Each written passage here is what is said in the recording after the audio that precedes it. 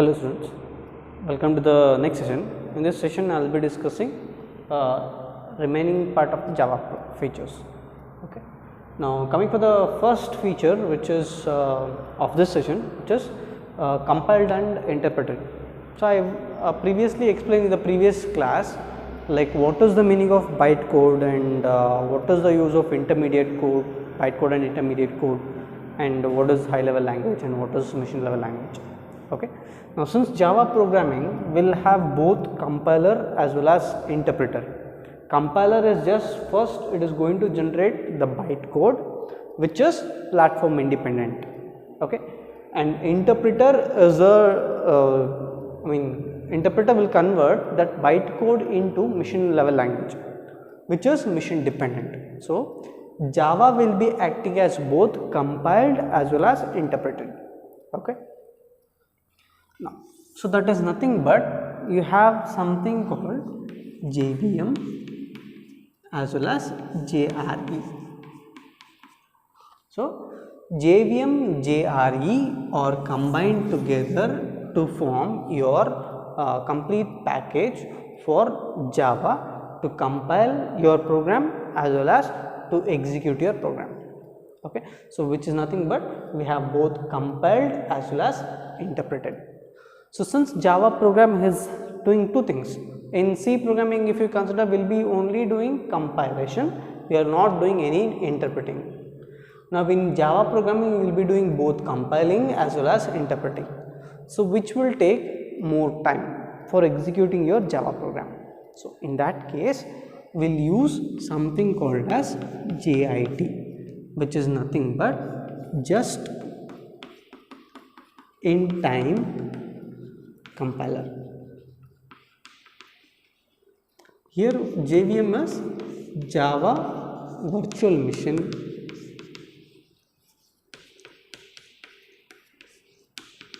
Java Virtual Machine. Again JRE is Java Runtime Environment. Okay. So JVM is Java Virtual Machine and JRE is Java Runtime Environment as well as JIT, which is nothing but just-in-time compiler. This JIT will be available in JVM, which is used to increase the speed of your processing. So if you consider C programming as well as Java, C programming will be much faster in execution, but because it is having only compiler. When you consider Java, it is having both compiler as well as interpreter, which will take more time for execution, as I told you. To increase that speed, we will be using one more feature, which is nothing but JIT, which is called as just-in-time compiler.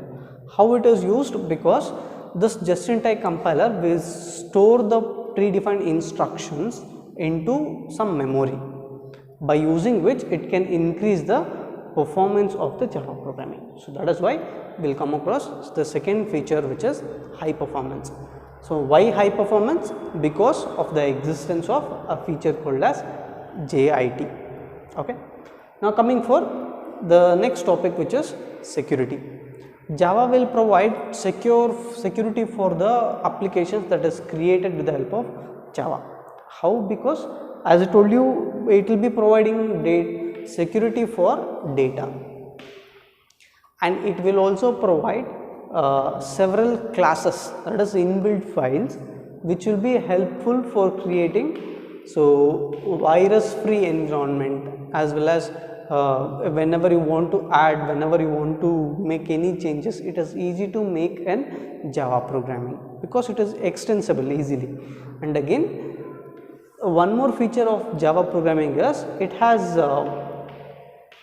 inbuilt features that will be providing the features like encryption, decryption. We'll have inbuilt classes where it will be providing the security like encryption and then decryption, by which securities are provided to all the Java programs.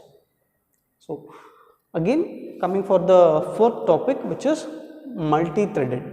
What is multi-threaded? Multi-threaded is In a single process, if you are able to do multiple functions, then that is nothing but we are going to create multiple threads. You know what is process?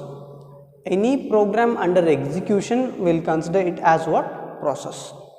So since it is a process, for example, if I've started an MS Word, in that MS Word, if I'm typing something on the particular MS Word application, you will see that word on the document, as well as sometimes you can see some lines like underlined in red or underlined in blue. That is, based on the input that you have given, it is going to identify any grammar mistakes as well as spelling mistakes. That is, you are doing two things there. One, you are giving the input, that is, the process is taking the input, as well as it is checking for errors. So that type of functions is nothing but multi-threaded. Okay, in the sense, in a single process, if you are able to do two or more functions or two or more tasks, then that will be multi-threaded.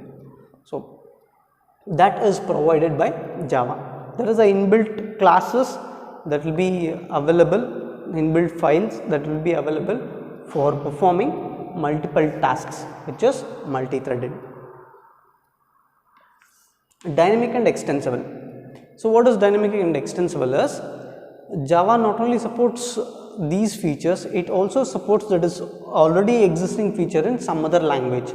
Suppose if you consider C programming is helpful for developing any, like say, driver software or any like say system related software, systems of like hardware related components. If you want to control those hardware devices, we need the softwares that will be developed by using C programming.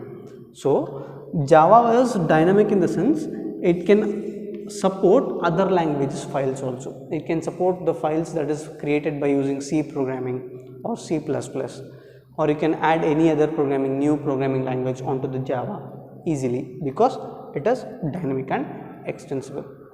And at last, coming for C++ will have limited amount of support for multimedia, in the sense if you want to edit a photo or if you want to edit any voice, those things are called as multimedia. So that is very difficult in other languages, whereas in Java programming it will be having inbuilt classes that will be supporting multimedia.